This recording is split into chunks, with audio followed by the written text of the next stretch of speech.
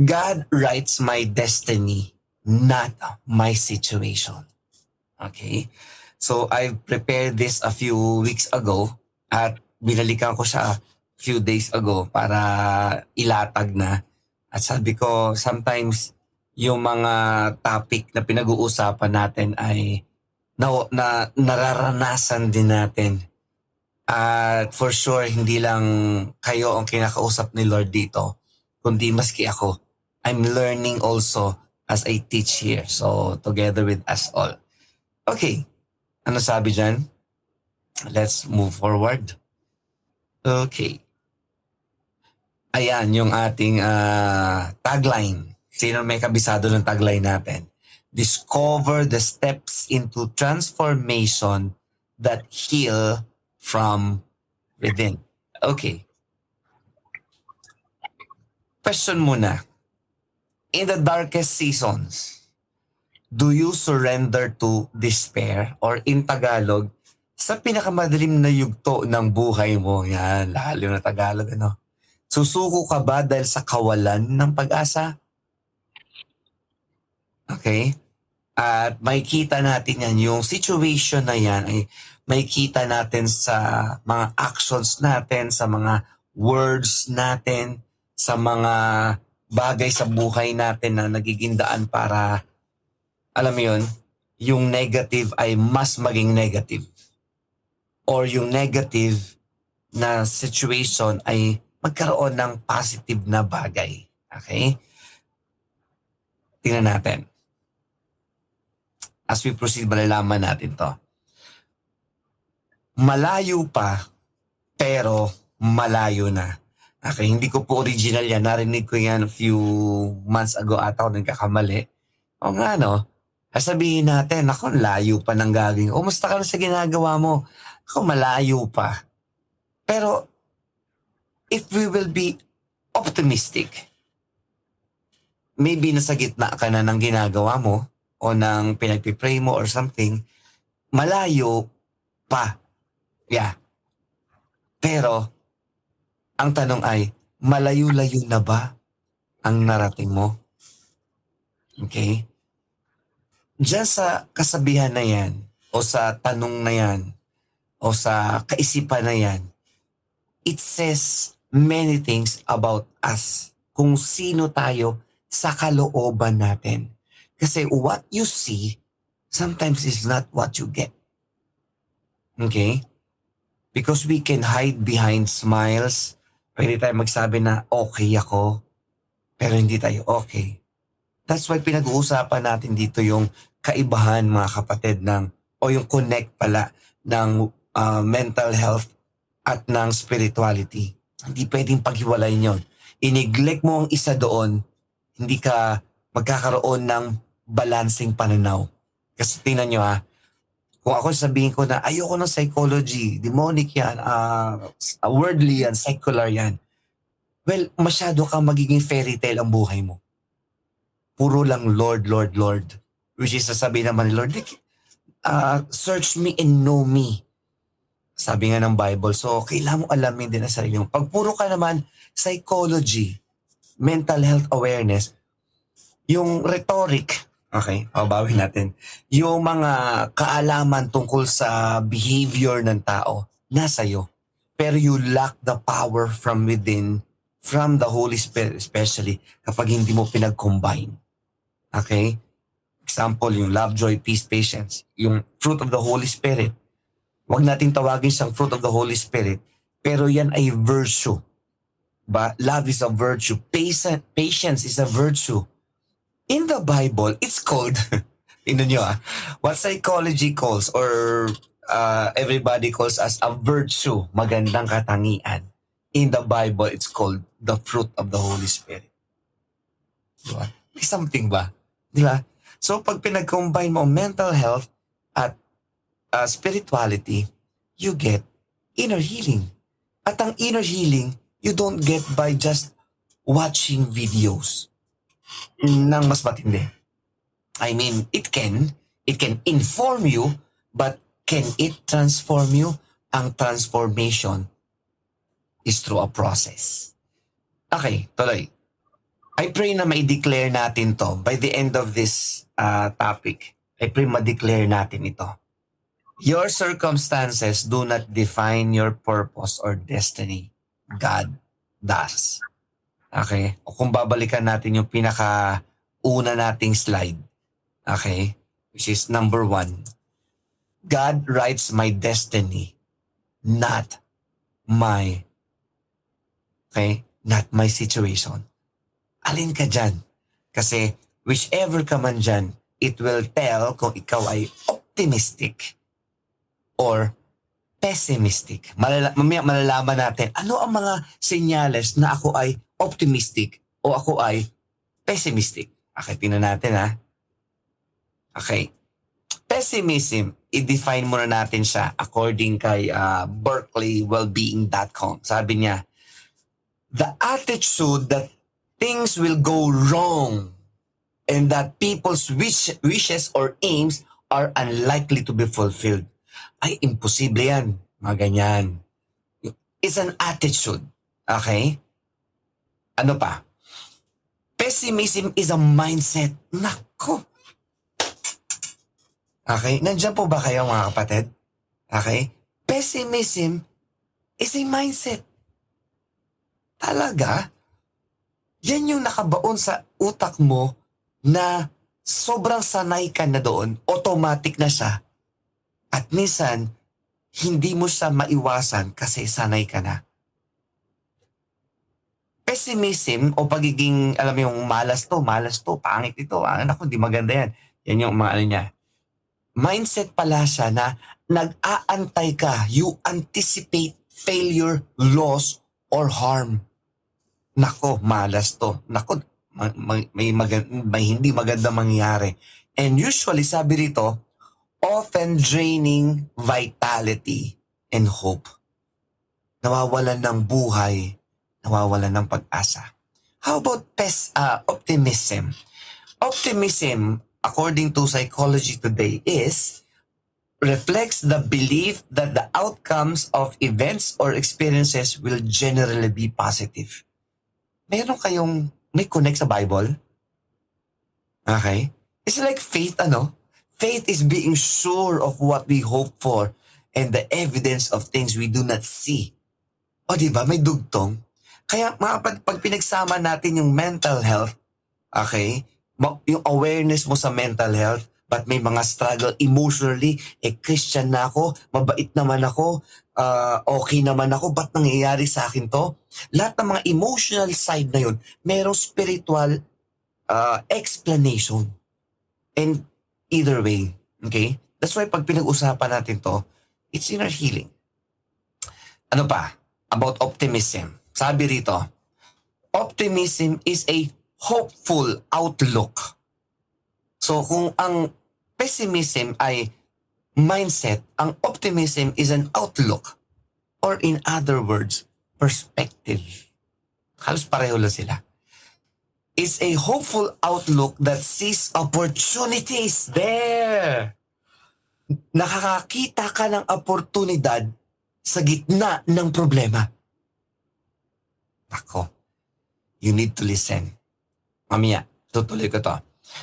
Seeing opportunities in difficult and expects good outcomes. Parang nasa Bible din, ano? Diba? Nasa Bible din yan. Okay, what does the Bible say about that? Mamaya, tingnan natin. Pessimism versus optimism. Yung pessimism, yung pagiging malas attitude. Tingnan nyo ang meaning niya.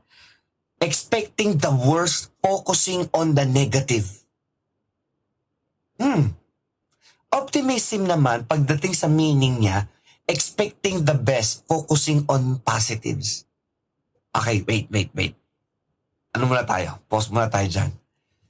Kapag ako ay pessimistic, laging problema ang nakikita ko. Laging ang buka ng bibig ko ay malaki ang problema. Wala nang paraan. Negative na to, wala nang pag-asa. Pag ako naman ay optimistic, yes, nakikita ko ang problema, pero may nakikita akong maganda. Sa Bible, ito yung the 12 spies, Yung 10 ang sinabi, naku, hindi natin kaya yun. Ang lalaki ng mga kalaban natin. Pessimistic. Yung optimistic, si Joshua at si Caleb. Ang sabi nila, oo, malalaki sila, pero kasama natin ang Diyos, matatalo natin sila. You see?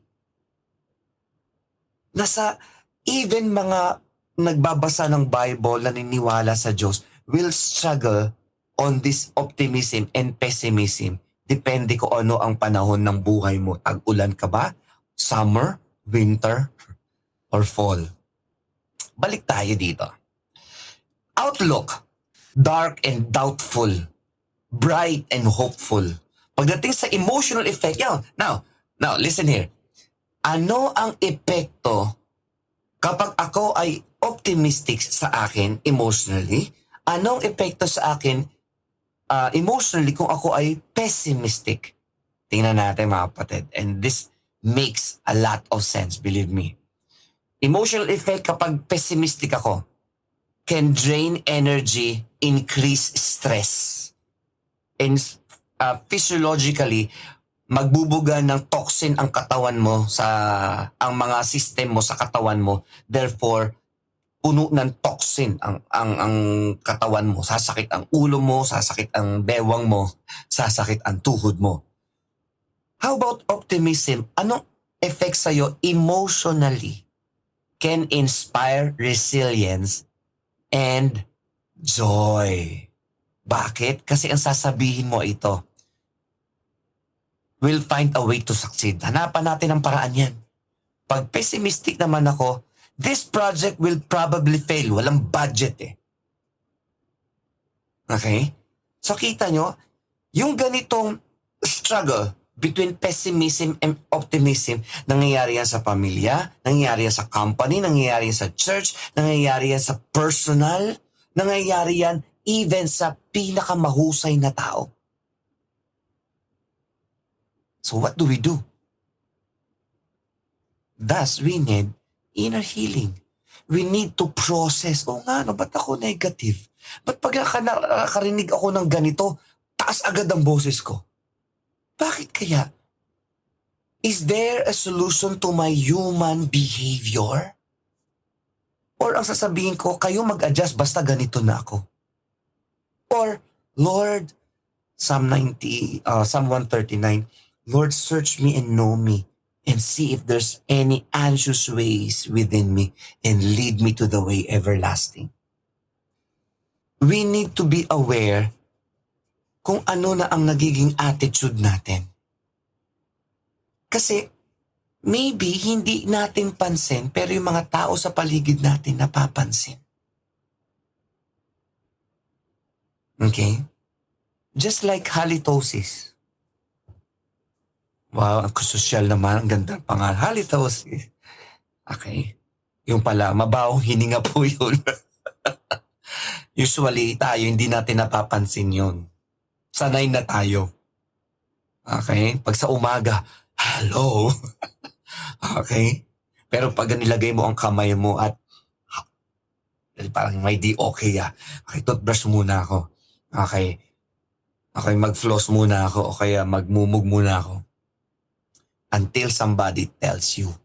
Or kung ikaw ay self-aware, bago ka makipag-usap, makipag-usap ako mamaya, mag-toothbrush ako at maglinis ako ng ngipin ko talaga. Okay? Self-aware. Pag yung hindi ka self-aware, wala lang. You go your way. So, in these moments, what do we do, mga kapatid? Okay? What do we do? Okay, tuloy tayo. Okay, tuloy. Verse. Tingnan natin verse. Ito, isa sa mga sikat na verse. And we know that for those who love God, all things work together for good, for those who are called according to His purpose. If you love God, you will not be pessimistic. Hindi ka magsasalita na, bakit kasi ganito nangyari? Kasi dapat ginawa ito ginawa noon eh. If you love God, God can help us change those words into, okay, may problema. Ano kaya solusyon dito? Okay? Yung mga examples ni Jeans kanina, ang gaganda na, di ba? Paano kung naiwan ka ng bus? alburuto ka? Or, okay, wait na lang tayo. Total, o kaya bukas, Lord, aagahan ko na, Lord, para di ako naiiwan ng bus o ng sasakyan or whatever. Diba? Makaka-relate po ba tayo? Optimism and pessimism. Next verse. Sa Lamentations, written by Jeremiah, sabi niya, "But this I call to mind and therefore I have hope. The steadfast love of the Lord never ceases. His mercies never come to an end." Kanta po yan. "They are new every morning. Great is your faithfulness." Andyan ba kayo? Amen ba? Diba? So, as we can see, if you know na laging negative words ang lumalabas sa bibig natin at negative thoughts, anong ginagawa mo? Okay? Tama, Ate Lorna. Maging part ng solution at huwag ng problem. Kasi there's always a workaround sa mga bagay-bagay. Amen ba? At kung ano ang emotional intelligence mo and spiritual awareness mo, yun ang gagawin mo. Kaya mga kapatid, ang hirap ng kung pure psychology lang ang pinag-uusapan natin dito. Parang tinuturuan mong tumahol ang pusa. Okay? Or yung parrot, pwede mo turuang tumahol. Pero parrot pa rin siya eh. Diba? If we will not combine mental health awareness, psychology, sa spirituality, there will be no change inside. Kasi ang mababago lang yung pattern. Pipilitin kong baguhin ang sarili ko kasi itong alam ko. Pero there's no power or grace from the Lord to change from within. Yung sinabi ni Paul na yung gusto kong gawin, hindi ko magawa, pero ayaw kong gawin, ginagawa ko. That's a spiritual problem. Okay? Tuloy natin, mga kapatid. And I pray as the inner healing journey proceeds, lalo natin makita ito and we will be repentant, not defensive, optimistic, not pessimistic. Balik tayo. Isa pang verse. "Finally, brothers," yan. Common na common yung verse na to, pero may kinalaman pala to sa optimism. Sabi doon, "Whatever is true, whatever is honorable, whatever is just, whatever is pure, whatever is lovely, whatever is commendable, if there is any excellence, if there is anything worthy of praise," see, thinking and speaking, "think about such things." Tandaan nyo, di ba? Pessimism is a mindset. Kung ang iisipin mo, true, honorable, pure, lovely, do you think you will be pessimistic? Ano pa ang mga words ng isang taong pessimistic? Di ka na talaga nagbabago, ganyan ka na. Malas ka na. B.O.B.O. ka talaga. Those are the words ng isang pessimistic. Pero if you see another person, sige, sabihin natin B.O.B.O. siya. Sabihin natin parang mukha siyang walang pag-asa. Pero saying the words na nakikita mo sa kanya will not help. Pero tingnan mo ang future niya. Alam mo, kung ito gagawin mo, may future ka. Okay? Especially sa pagkausap sa mga kabataan. We need those kind of strategy. Pero again, mga kapatid, strategy is not enough until God heals you from within. Kasi kung anong sugat mo sa kalooban, lalabas at lalabas yan. Okay? Huwag natin tanggapin na ganito na ako. Tingnan mo, anong tingin ba sa'yo ng Diyos? Anong tingin sa'yo ng Diyos? Tagumpay, wagi, talunan, loser ka ba? Wala ka ng pag-asa ba? Tingin sa'yo ng Diyos? I don't think so. Kapag tinitingnan tayo ng Diyos, tinitingnan tayo ng puno ng pag-asa. Diba? Tuloy tayo. Now, ito yung second to the last slide. Overcoming pessimism. 5 lang yan. Una, positive affirmation. What is positive affirmation? Yung sinabi ko na kanina, maghanap ka ng something good to say. Pag may nakita ka na, walang pag-asa tong tao na to, nasa isip mo, Pero Lord, ano pwede ko sabihin sa kanya para magkaroon siya ng pag-asa? That's positive affirmation. Practice gratitude. Sinabi na iba to sa inyo kanina. Paano pag ganito nangyari? Pasalamat tayo sa Lord na hindi ganito hindi mas malala ang nangyari. Gratitude. Kung baga magkaroon ka ng pusong mapasalamat. Hindi mo type ang ulam, huwag mo sabihin na ganito na lang lagi yung ulam. Be optimistic. Okay, bukas may iba naman to. Sasarap to bukas. Okay, ano pa? Practice mindfulness. Bago ka mag-isip, bago ka magsalita, isip-isip muna. That's it. That's the way we do things. Reframe your thoughts. Pag sinabing reframe your thoughts, yung dating framework mo na hindi optimistic, ibasura mo na. Okay? Reframe. Paano yon? Again, Romans 12:2. Okay? Be transformed by the renewing of your mind. It's a mindset. It's a perspective. Do what you can do. Do what you can and hope for the best. Okay? Yung gagawin mo yung dapat mong gawin. Pero meron ka pa rin pag-asa na, Lord, gawin mo yung part mo ha. Lord, gagawin ko yung kaya kong gawin. Pero Lord, hanggang dito lang talaga ang kaya ko, Lord. Diba? Para sa church din. Para sa family din. Para sa company din. Lahat. This is universal, mga kapatid. And last slide. Sabi dito, pessimism drains but optimistic faith restores. So, anong pipiliin mo? You have the power of choice. It's up to you kung anong pipiliin mo. Kung pipiliin mo yung tama pero hindi mo kaya, yun yung maganda ron. Kasi bakit? Hindi ka aasa sa sarili mo. Aasa ka sa Panginoon. So sa lahat ng ito, sa lahat ng sinabi ko, alin ka dito? Okay? And do you see yourself na may magandang future? Good. Pero ngayon, be dedicated as if yung future ay nandito na and learn from the past. Huwag kang mabuhay sa past. Learn from the past. Live in the present. Pero have perspective of the future.